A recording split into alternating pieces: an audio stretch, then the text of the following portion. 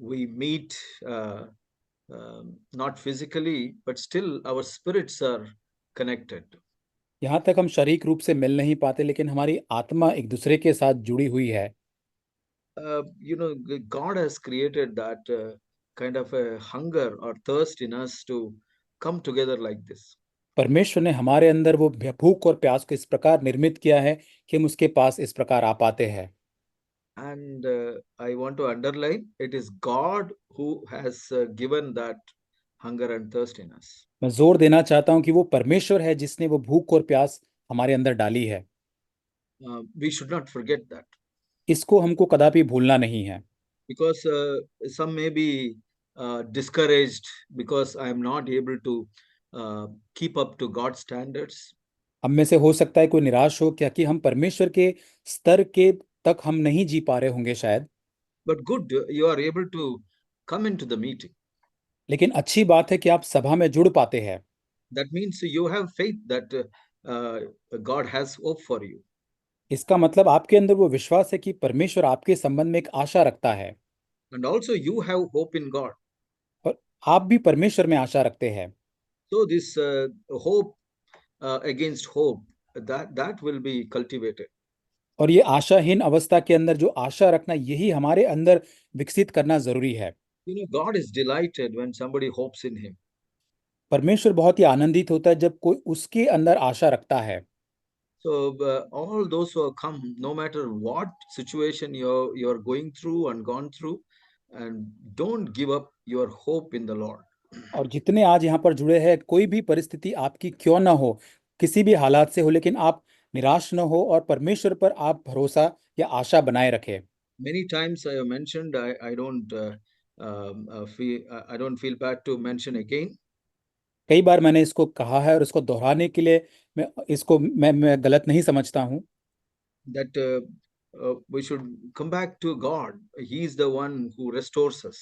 हमें परमेश्वर के पास लौटना है, वही हमें पुनर्स्थापित करता है।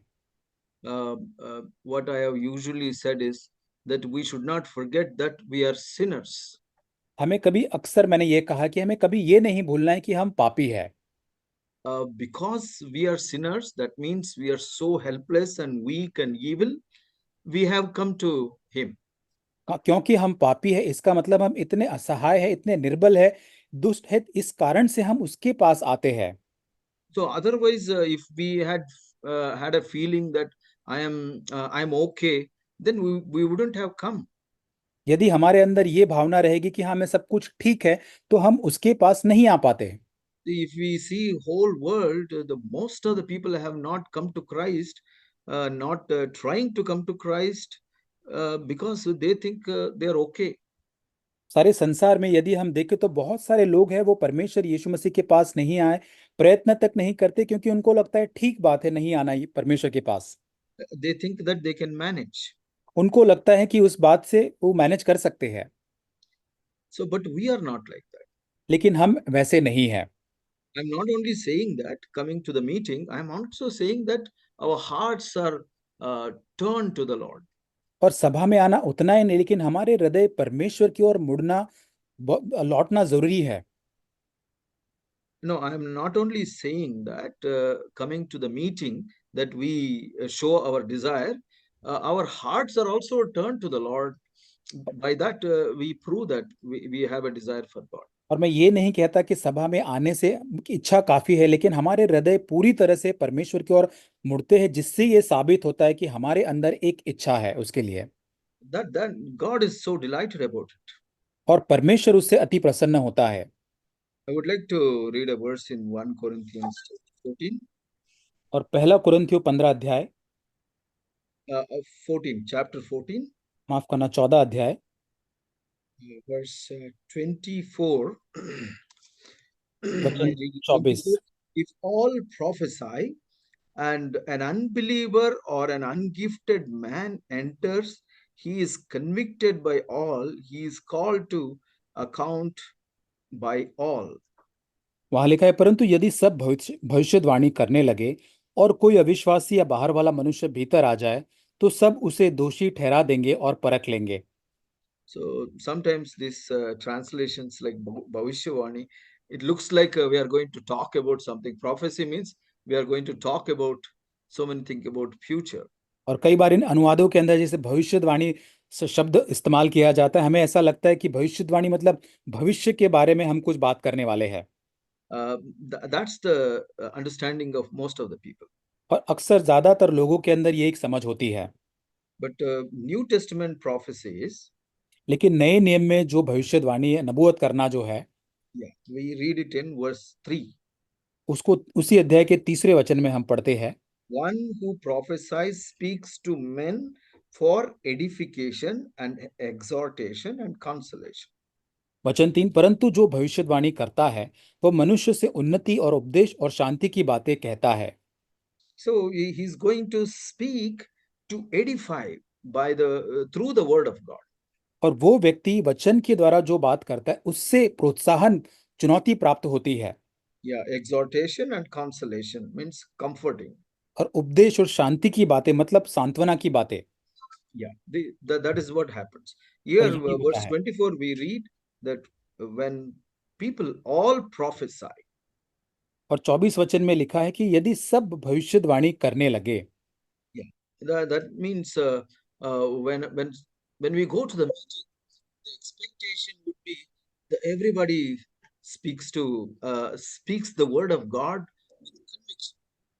और यहाँ पर जब हम किसी सभा में भाग लेते तो हर व्यक्ति से अपेक्षा होती कि वो परमेश्वर के वचन को बात करे। Maybe Sunday meeting or a midweek meeting. रविवार की सभा हो या फिर सप्ताह की कोई भी सभा हो। So when Paul says all prophesy, what does he mean really? पौलुस जब कहता है कि सब लोग भविष्यवाणी करते, उसका मतलब वो क्या कहना चाह रहा है? I don't think he meant that all the people should come to the pulpit and speak. उसका मतलब ये नहीं था कि सब लोग आके आगे पुलपुट से कुछ न कुछ बोले, ऐसा नहीं था। Some may have gift and grace for that, कुछ लोगों के पास एक वरदान और वो अनुग्रह हो सकता है उस काम करने के लिए। but all can prophesy. Uh, they may not be able to come to pulpit, but when they have a personal conversation, लेकिन हर व्यक्ति जो भविष्यवाणी करता है वो शायद आगे जाके पुलपुट से बात नहीं कर सकता है, लेकिन व्यक्तिगत बातचीत के अंदर वो जरूर कर सकता है। when he speaks to somebody, he may speak some words of encouragement and edification to lift the other person up. जब किसी से वो बात करता है तो इस प्रकार वो प्रोत्साहन के या उसको ऊंचा उठाने वाले शब्दों से उस व्यक्ति से बात कर सकता है। Even myself, when I am speaking, I should be desiring that all my brothers and sisters should be encouraged to follow Jesus. और जिस प्रकार मैं आपसे बात कर रहा हूँ, मेरे अंदर वो इच्छा होनी चाहिए कि सारे मेरे भाई बहन जो है वो पूरी तरह से प्रोत्साहित होनी चाहिए परमेश्वर का अनुसरण करने के लिए। Yeah, and also all should be strong enough, bold enough to stand before Satan and every temptation. और हर व्यक्ति इतना मजबूत और इतना कॉन्फिडेंट होना चाहिए ताकि शैतान के सामने, हर परीक्षण के सामने वो खड़ा रह सके। This is the main goal of all preaching. और यही सारे प्रचार का उद्देश्य जो है। But when all prophesy, an unbeliever or an ungifted man enters, he is convicted by all, he is called to account by all. और वहां लिखा है कि परंतु सब यदि भविष्यवाणी करने लगे, कोई अविश्वासी या बाहर वाला मनुष्य भीतर आ जाए तो सब उसे दोषी ठहरा देंगे और परख लेंगे। And verse 25 says, the secret of his heart are disclosed, and so he will fall on his face and worship God, declaring that God is certainly among you. और 25 वचन, और उसके मन के भेद प्रकट हो जाएंगे और तब वह मुंह के बल गिरकर परमेश्वर को दंडवत करेगा और मान लेगा कि सचमुच परमेश्वर तुम्हारे बीच में है। Very important thing here is God is in our midst. बहुत ही महत्वपूर्ण बात यह है कि परमेश्वर हमारे मध्य में है। So when God is in our midst, he takes control of all the meetings. जब परमेश्वर हमारे मध्य में है तो सारी सभा का नियंत्रण वो ही लेता है। Okay, but then how do we say that? Oh, God is in our midst, just like that in the air? और कैसे हम हवा में ऐसे ही बोल सकते कि परमेश्वर हमारे मध्य में है? Most of the people think like that. अक्सर लोग ज्यादातर ऐसा सोचते हैं।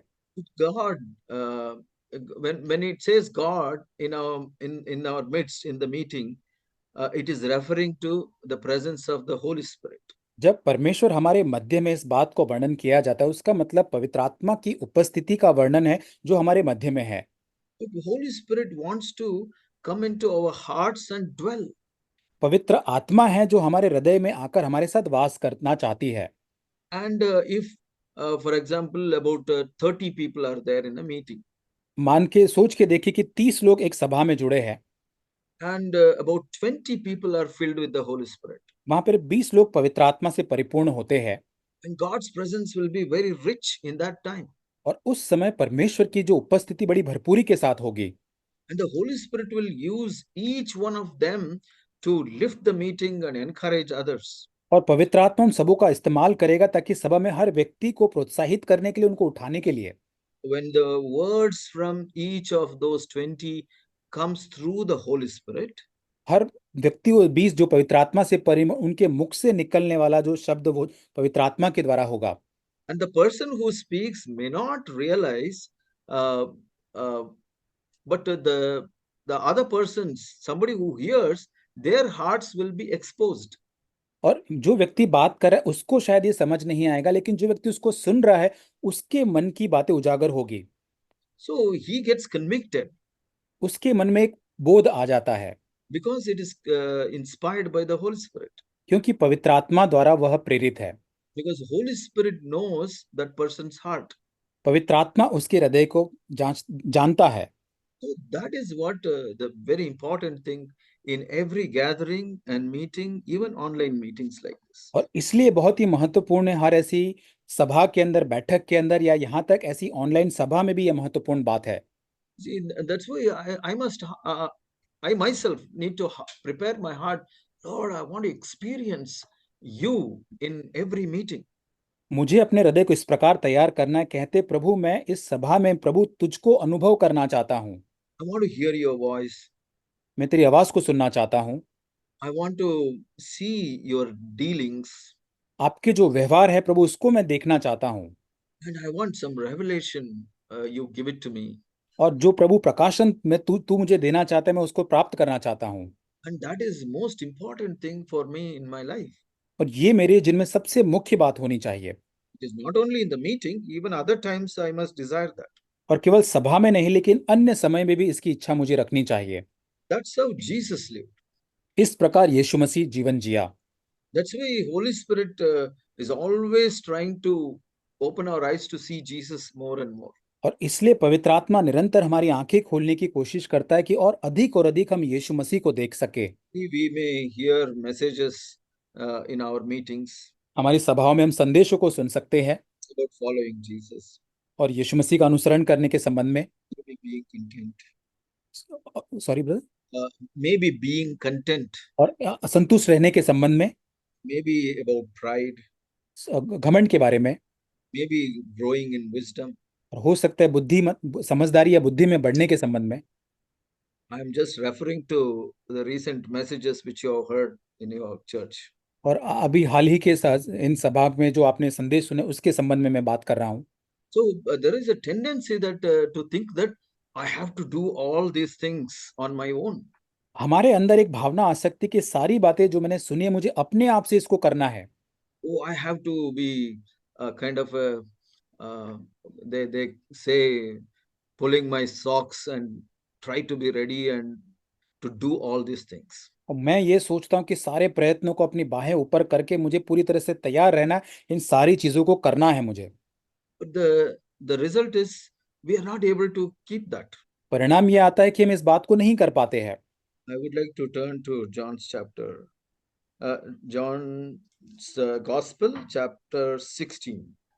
यूहन्ना उसका 16 अध्याय Verse 16, verse 1 says, These things I have spoken to you, that you may be kept from stumbling. ये बातें मैंने तुम्हें इसलिए कही कि तुम ठोकर न खाओ। See, here Jesus is drawing attention, like please give attention what I am saying, otherwise you may stumble. और यीशु मसीह उनको कहने की कोशिश करे कि अपना ध्यान इस बात पर कृपया आप लगाए, क्योंकि जो मैं कहने जा रहा हूं यदि आप नहीं सुनेंगे तो तुम ठोकर खाओगे। So because You may be distracted by, I have to do this, I have to do this. बहुत सारी चीजें मुझको ये करना है वो करना है, उन बातों से आप विचलित हो सकते हैं। So when we hear messages and so many things, then the attention may go into myself that I have to perform something. और बहुत सारे संदेश सुनने के बाद हमारे अंदर एक ध्यान इस प्रकार आ सकता है कि मुझे इन सारी बातों को अपने आप से करने की कोशिश करनी है। Oh, what is right? Oh, I should do this, I should not do this, these kind of things. और मुझे क्या सही है क्या नहीं है, इस प्रकार मुझे अपने आप से सारी चीजों को करना है। In that, we try to use our own strength and fail. और इन बातों में अपने बल ताकत को हम इस्तेमाल करते हैं, उस परिणाम स्वरूप हम हार जाते हैं, गिर जाते हैं। Instead of using the word fail, maybe I'll use what Jesus just said, that stumbling. यहाँ पर हार मानना या गिरना, उससे मैं दूसरा यहाँ पे जो शब्द किया कि ठोकर ना खा, उस बात को मैं इस्तेमाल करना चाहूंगा। So we stumble when we try to perform Christianity on our own. जब मसीहत को हम अपने आप से उसको लागू करने की कोशिश करते हैं अपने बल में, तब हम ठोकर खाते हैं। Yeah, you remember the story of Mary and Martha हम मरियम और मार्था की कहानी को जानते हैं। in Luke 10:42 onwards, where Martha was quite concerned that she has to do something. और लूका 10:42 से आगे में इस बात को जानते हैं, जहां मार्था बहुत ही चिंतित होती कि उसको कुछ ना कुछ करना है। Jesus said, no, no, no, Martha, you are worried about so many things, but I'm trying to say something to you.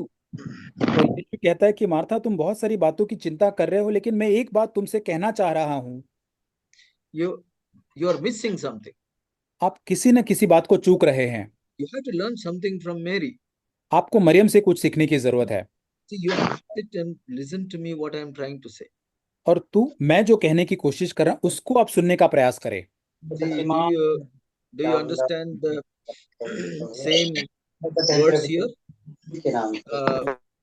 Chapter 16, verse 1. These things I have spoken to you, that you may be kept from stumbling. और ये बातें पहले वचन में लिखा है कि ये बातें मैंने तुमसे इसलिए कही कि तुम ठोकर न खाओ। So here again, what Jesus is trying to say, verse 2, they will make you outcasts from the synagogue, but an hour is coming, and everyone who kills you to think that he is offering service to God.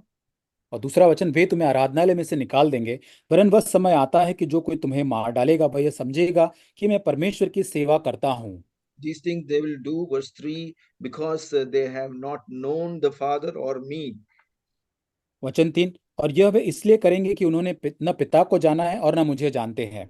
But these things I have spoken to you, that when their hour comes, you may remember that I told you of them, and these things I do not say to you at the beginning, because I was with you. परंतु ये बातें मैंने इसलिए तुमसे कही है कि जब उनके पूरे होने का समय आए तो तुम उन्हें स्मरण आ जाए कि मैंने तुम्हें पहले ही कह दिया था। See, these things, what Jesus is trying to say is, see, there are so many situations can come, but I am, uh, uh, uh, listen carefully what I am trying to say so that you don't stumble.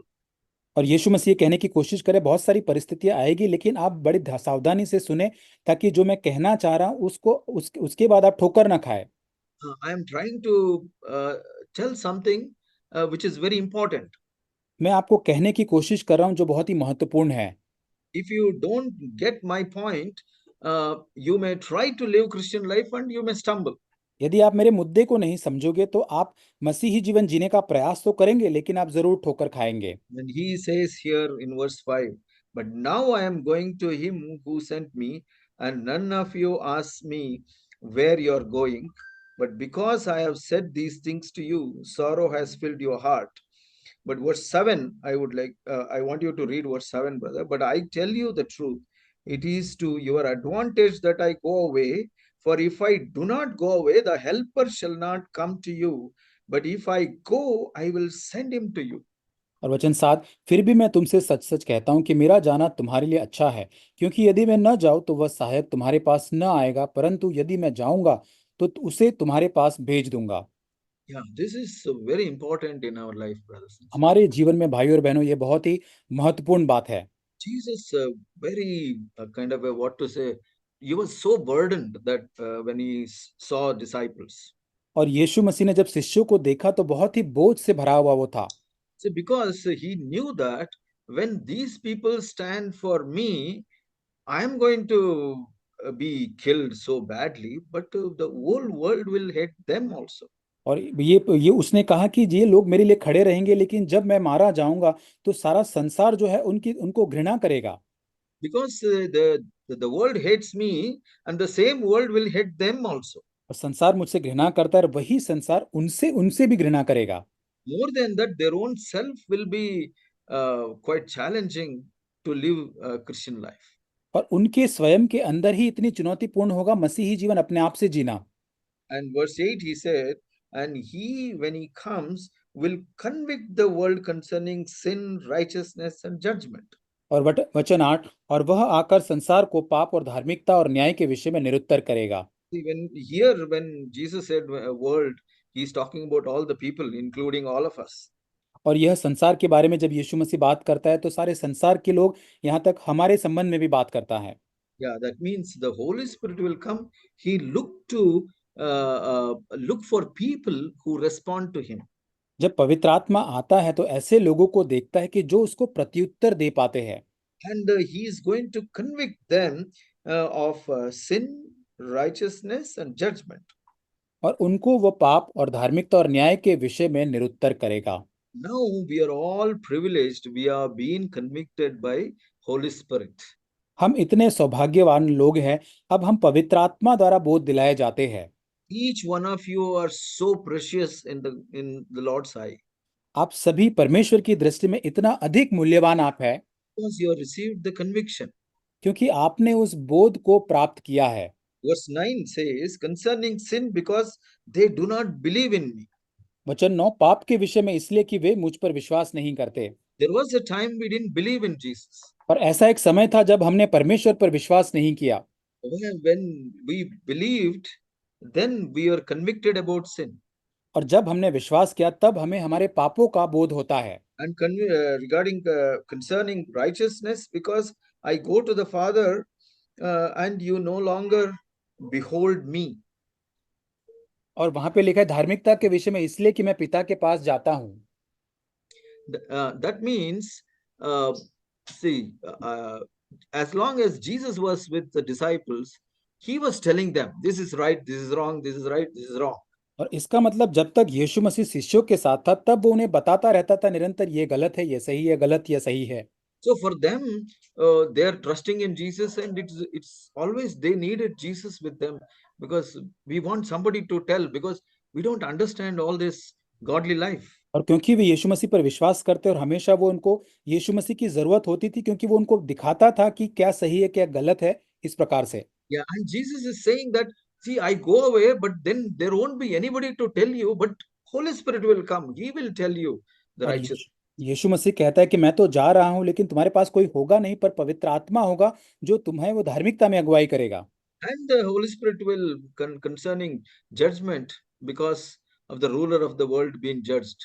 और यहाँ पर वो Verse न्याय 11. 11 वचन में लिखा है कि न्याय के विषय में भी कि संसार का सरदार दोषी ठहराया गया है। Yeah, and verse 12 says, I have many more things to say to you, but you cannot bear them now. 12 वचन, मुझे तुमसे और भी बहुत बहुत सी बातें कहनी है, परंतु अभी तुम उन्हें सह नहीं सकते। But when he, the Holy Spirit comes, Spirit of the truth comes, he will guide you into all the truths, and he will not speak on his own initiative, but whatever he hears, he will speak, and he will disclose to you what is to come. वचन 13, परंतु जब वह अर्थात सत्य का आत्मा आएगा तो तुम्हें सब सत्य का मार्ग बताएगा, क्योंकि वह अपनी ओर से न कहेगा, परंतु जो कुछ सुनेगा वही कहेगा और आने वाली बातें तुम्हें बताएगा। Yeah, what I'm trying to say here is, see, the thing is, we can hear messages and think that, oh, I can live by the knowledge, which is very dangerous. और मैं ये बताने की कोशिश कर रहा हूँ कि हम बहुत सारे संदेशों को सुन सकते हैं और ये सोच सकते हैं कि मैं इन सारे ज्ञान से मैं जीवन जी सकता हूँ, जो बहुत ही खतरनाक है। No, it is impossible. और ये पूरी तरह से असंभव है। This is what Jesus is trying to say here. ये यही यीशु मसीह यहाँ पर बताने की कोशिश कर रहा Holy है। Spirit will guide you. He will tell you. Not only that, verse 14, he said, he shall glorify me, for he shall take of mine and shall disclose it to you. उतना ही नहीं, पवित्र आत्मा तुम्हारी अगुवाई करेगा, तुमसे बात करेगा। 14 वचन में कहता है वह मेरी महिमा करेगा, क्योंकि वह मेरी बातों में से लेकर तुम्हें बताएगा। Yeah, I said about distractions. So many things can distract us. और बहुत सारी चीजें हमारे ध्यान को भंग कर सकती है, विचलित कर सकती है, मैंने उसके बारे में कहा। So one of the thing I said was that, oh, I have to live my Christian life with my power. और उसमें से एक चीज ये है कि हम ये सोचते कि मैं अपना मसीही जीवन अपने खुद के सामर्थ्य या बल से जी सकता हूँ। I try to live, but I fail, and in between, Satan will come and tell me, "Oh, you can't manage. Better you quit." और मैं उसको जीवन जीने की कोशिश करता हूँ, असफल होता हूँ। उसके बीच में शैतान मेरे पास आकर कहता है कि भाई तू इसको नहीं जी सकता, तुझे हार माननी पड़ेगी। So that is why we should keep ourselves from distraction. और इसलिए इन सारे विचलित ध्यान भंग करने वाली बातों से हमको बचा के रखना है। And verse 14, what very important, what Jesus is saying is, the Holy Spirit will come and he will take things of mine and he will disclose it to you. और 14 वचन में लिखा है कि पवित्र आत्मा जब आएगा, मेरी बातों में से लेकर तुम्हारे ऊपर वो प्रकाशित करेगा। That means the Hebrew, it says, in Hebrews 12, it says, we have to fix our eyes on Jesus. इब्रानियों 12 में जैसे लिखा है कि हम अपनी आंखों को हमें परमेश्वर की ओर लगाना है। I think verse 3, which says, so that you don't lose heart, you look at Jesus. और जिससे कि आप 3 वचन में लिखा है कि आप हार न माने, आप हियाव न छोड़े, आप इसलिए यीशु मसीह की ओर देखते रहे। If we fix our eyes on Jesus, keep looking at him, then we get clarity how to live our life. यदि हमारी आंखें हम यीशु की ओर लगाते हैं, निरंतर लगाते रहे, तब हमें हमारे जीवन में कैसी बातों को करना है उसके प्रति एक सफाई या साफ रीति से हम उसको देख पाते हैं। But here the Jesus is saying that Holy Spirit only will make you do that. लेकिन यहाँ पर हम ये देखते हैं कि पवित्र आत्मा ही है जो आपको ऐसा करने के लिए मदद करेगा। He shall glorify me. वो मेरी महिमा करेगा। If Jesus is not glorified in my eyes, यीशु मसीह यदि मेरी आंखों में महिमावंत नहीं हुआ है, sin will be glorified, तब पाप मुझ में महिमावंत होगा, money will be glorified, पैसा महिमावंत होगा, and the people will be glorified. और अन्य लोग मेरे जीवन में महिमावंत होंगे। Satan will glorify so many things. और शैतान आकर बहुत सारी चीजों को मेरे सामने महिमामय करेगा। All those things look so attractive and wonderful and very important. और ये सारी बातें इतनी आकर्षक लगेगी, इतनी अद्भुत लगेगी, इतनी महत्वपूर्ण हमें लगने लगेगी। That's why people say, "Oh, what to? No, if I completely follow Jesus, then I cannot manage इसलिए to live लोग my life." इसलिए लोग कहते हैं कि यदि मैं पूरी तरह से यीशु मसीह का अनुसरण करूंगा तो सब कुछ छोड़ना पड़ेगा, कैसे मैं मैनेज करूंगा? Unless the Holy Spirit opens their eyes and shows Jesus and the importance, glorify, then they will not have faith to live Christian life. जब तक पवित्र आत्मा आकर हमारी आंखों को नहीं खोलता, यीशु मसीह को नहीं दिखाता, यीशु को महिमावंत नहीं करता, तब तक हमारे पास विश्वास नहीं होगा यीशु मसीह के लिए जीवन जीने के लिए। The simple way to live Christian life is, और बड़ा सरल जो तरीका है मसीह जीवन जीने का वो ये है, Lord, please fill me with the Holy Spirit. प्रभु तू मुझे कृपया पवित्र आत्मा से अपने भर। Lord, the Holy Spirit, please open my eyes to see Jesus in the scriptures. प्रभु तो अपने पवित्र आत्मा द्वारा मेरी आंखों को खोल, ताकि वचन के अंदर मैं यीशु मसीह को देख सकूं। One more area, when we seek fellowship with other believers. और एक क्षेत्र जहां पर हम अन्य विश्वासी भाइयों और बहनों के साथ संगति करने की खोज करते हैं। What is our desire when we meet another believer? और हमारी इच्छा क्या होती है जब अन्य विश्वासी से हम जब मिलते हैं? I'll give you one small suggestion. और एक छोटा सा मैं आपको सुझाव दूंगा। So whenever you want to go to church or go for fellowship, जब कभी आप कलीसिया में जाना चाहते हैं, संगति में जुड़ना चाहते हैं, make one small prayer. छोटी सी आप प्रार्थना करें। Lord, Holy Spirit, when I go there, help me see Jesus more and more through whatever I hear from the message or fellowship. यही प्रार्थना करें, प्रभु जब मैं वहां पर जाता हूं तो मेरी सहायता कर, ताकि यीशु मसीह को और भी अधिक मैं देख सकूं, जो कुछ मैं सुनता हूं या जो संगति करता हूं उसके द्वारा, Even through the word of God, यहां तक प्रभु के वचनों के माध्यम से भी, so that my Christian life becomes easier and means it's not difficult. और इस कारण से मेरा मसीह जीवन आसान हो जाएगा और वो कठिन नहीं होगा। That is what Jesus was trying to say here. और यही यीशु मसीह यहाँ पर कहने का प्रयास कर रहा है। We seek the power of the Holy Spirit. He will open your eyes and he will glorify everything and he will take my things and disclose to you. जब पवित्र आत्मा को हम खोजेंगे, हमारी आंखों को खोलेगा, हमें साफ रीति से सारी बातें कहेगा और हमारी आंखों को खोलेगा। So if we read all the gospels like a history book, और यदि सारे सुसमाचार को हम एक इतिहास के पुस्तक के समान यदि हम पढ़ते हैं, the Holy Spirit doesn't speak and open our eyes to see things. और यदि पवित्र आत्मा हमारी आंखों को नहीं खोलता उन सारी बातों को देखने के लिए, We won't get anything. हमें कुछ भी प्राप्त नहीं होगा। We will be more confused. हम और उलझन में और ज्यादा पड़ जाएंगे। So that's why it's very important that we seek the help of the Holy Spirit. इसलिए महत्वपूर्ण है कि हम पवित्र आत्मा की सहायता को खोजें। Much more, Jesus was trying to say in chapter 15. और उससे अधिक 15 अध्याय के अंदर भी उसे खोजने के लिए यीशु मसीह कहता है। So he was saying, verse 1, I am the true vine, and my father is the vine dresser. एक वचन, सच्ची दाखलता मैं हूं और मेरा पिता किसान है। Every branch in me that does not bear fruit, he takes away. जो डाली मुझ में है और नहीं फलती उसे वह काट डालता है। So that means the one which is not filled with the Holy Spirit, it cannot produce fruit. इसका मतलब जो डाली जो पवित्र आत्मा से नहीं भरती है, वो कभी भी उस फल को नहीं ला सकती है। And every branch that bears fruit, he prunes it and it may bear more fruit. और जो डाली फलती है उसे वह छांटता है ताकि वो और फल ला सके। The one who is abiding or filled with the Holy Spirit, he will produce fruit and pruning will happen. That means he will be put under more test. और यहाँ पर जो परमेश्वर में बना रहता है, पवित्र आत्मा से भरा है और वो और अधिक फल को लाएगा, उसका और छटनी होगा, उसका मतलब और भी ज्यादा परख के अंदर, परीक्षा के अंदर वो लाया जाएगा। So verse 5, he is saying, I am the vine, you are the branches, he who abides in me, I in him, I will bear much fruit. और वो आगे कहता है कि मैं दाखलता हूँ, तुम डालियां हो, जो कुछ मुझ में बना रहता है मैं उसमें, और वो बहुत फलता है। You can read the whole chapter. It is completely about that only. और पूरे अध्याय Depending को on him. और यदि आप इस पूरे अध्याय को पढ़े तो पूरी रीति से इसी बात पर वो निर्भर करता है। And verse 5, last part is very important. Apart from me, you can do nothing.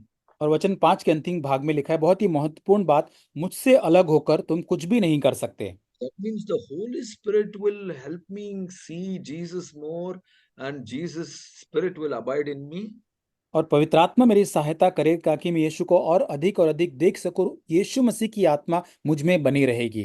I get answer in every situation, circumstances. और हर एक परिस्थिति के अंदर मुझे एक उत्तर प्राप्त होगा। And everything what I hear or even read will be like a prophesying to me. और जो कुछ मैं सुनता हूँ, पढ़ता हूँ, वो सब कुछ मेरे लिए भविष्यवाणी के रूप में होगा। When I say prophesying, it is like edification, exhortation, and consolation. और जब मैं भविष्यवाणी कहता हूँ, उसका मतलब सांत्वना देना, शांति देना, एक उपदेश देना। So as much I see Jesus, I'll be edified. जितना अधिक मैं यीशु मसीह को देखूंगा उतना अधिक प्रोत्साहित होता जाऊंगा। And I'll be exhorted, that means challenged. और अधिक चुनौती प्राप्त करता जाऊंगा। Also, I'll be consoled, that means I get comfort. और उसके साथ साथ मैं अपने भीतर सांत्वना भी प्राप्त करूंगा। That means, Lord Jesus, you also went through this and you understand me. Thank you very much. और प्रभु यीशु मसीह, तू भी इन सारी हालातों से गुजरा है, तू मुझको समझता है, इसलिए बहुत बहुत तेरा धन्यवाद। We increase in boldness with God and we increase in boldness against Satan. और हम परमेश्वर के साथ उस हियाव के अंदर बढ़ते और शैतान के विरोध में भी उस हियाव के अंदर हम बढ़ते जाते हैं। So what I'm trying to say, और मैं ये कहना चाह रहा हूं, the word Christian life to be completely controlled by the Holy Spirit. और एक मसीही जीवन पूरी रीति से, संपूर्ण रीति से पवित्र आत्मा द्वारा नियंत्रित होना। It begins with the Holy Spirit. पवित्र आत्मा के द्वारा उसकी शुरुआत होती है। We continue with the Holy Spirit. पवित्र आत्मा के साथ निरंतर चलते रहता है। So that's how when the new church started. और कब एक कलीसिया की शुरुआत हुई?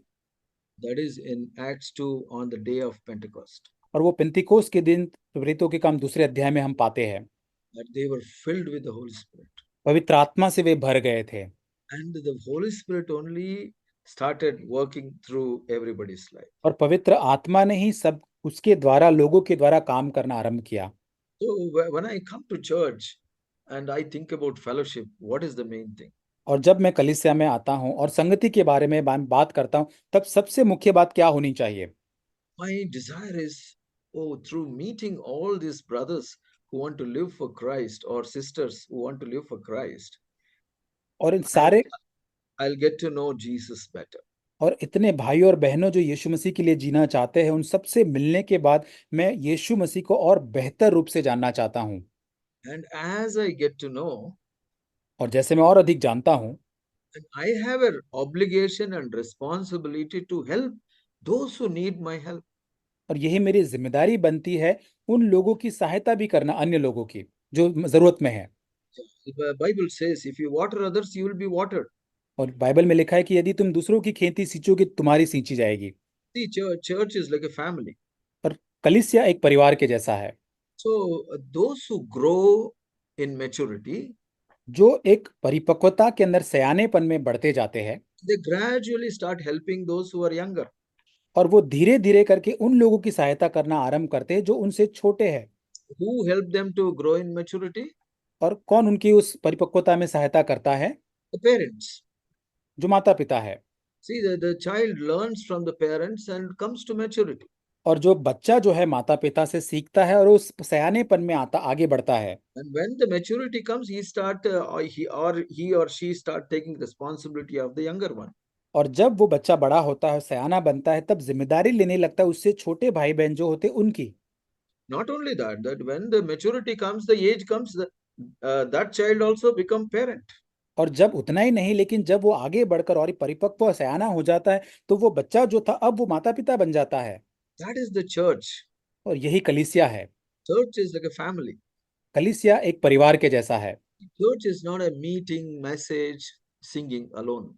और कलीसिया केवल एक सभा, गाना गाना, साथ में मिलना उतना ही नहीं है। Church is, as we read in the first verse, God's presence. The और people who come together in God's presence. और कलीसिया ये, जैसे पहले वचन में पढ़ा, कि परमेश्वर की उपस्थिति, जो लोग एक साथ मिलकर परमेश्वर की हुजूरी में या उपस्थिति में आते हैं। 1 Corinthians chapter 14 verse 25. और पहला कुरिन्थी 14 अध्याय वचन 25। When people come there, they say that God is in your midst. जब लोग आपके मध्य में आए तो वे कहने चाहिए कि परमेश्वर इनके बीच में मौजूद है।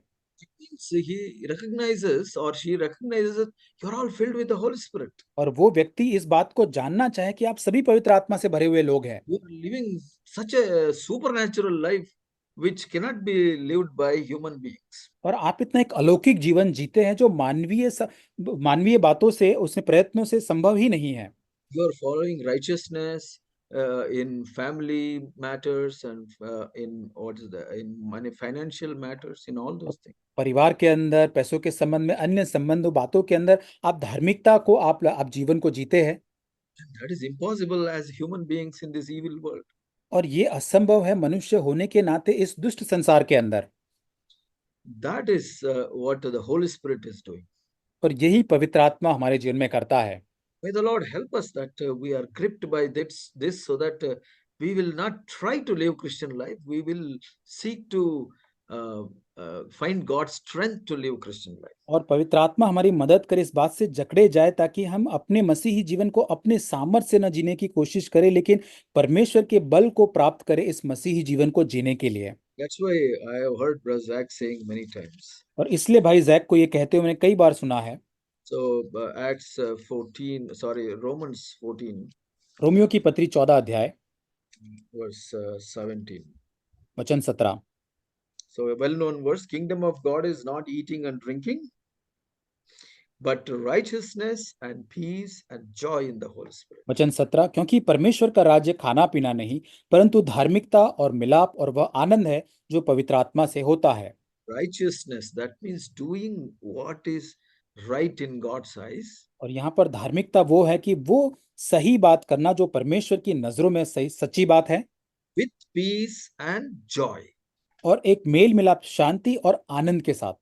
If you meet a Christian who is filled with the Holy Spirit, यदि आप एक मसीह को मिलते हैं जो पवित्र आत्मा से भरा हुआ है, and the clear mark is that he is righteous with peace and joy, उसका सही चिन्ह यही हो गया कि वो धर्मी है, शांति से और आनंद से भरा हुआ है, because he is experiencing God's what to say miracles every day, amazing miracles.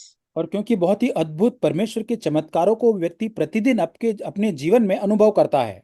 I myself see so many things fall in place, and I'm surprised how things happen.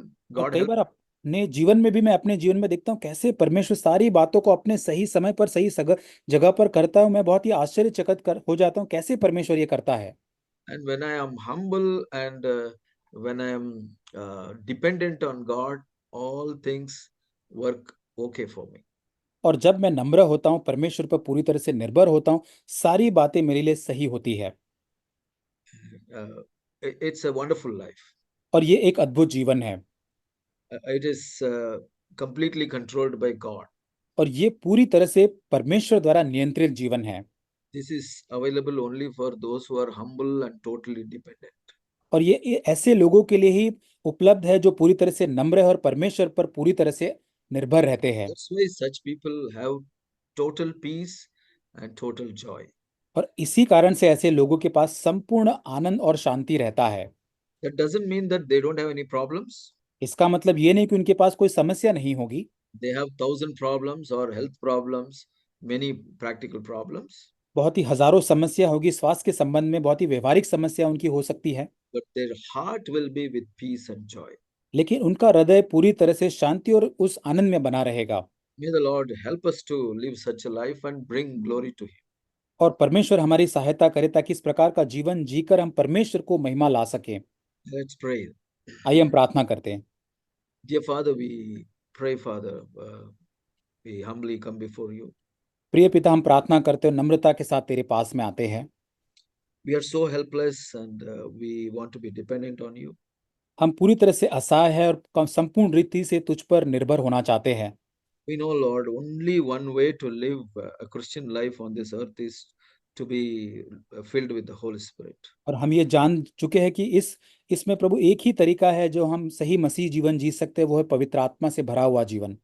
We cannot live Christian life by knowledge alone. हम ज्ञान के आधार पर ही मसीह जीवन नहीं जी सकते हैं। Without your power and your presence with us, we cannot live this life. और तेरा बल और तेरी उपस्थिति के बिना हम इस जीवन को नहीं जी सकते हैं।